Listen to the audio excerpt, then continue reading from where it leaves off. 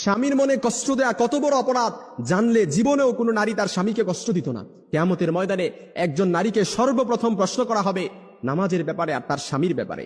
আম্মা জান আয়েশা রাদিয়াল্লাহু তাআলা আনহা বলেন, ইয়া মাশারান নিসা, হে নারী সম্প্রদায়, লাউ তাআলামনা হাক।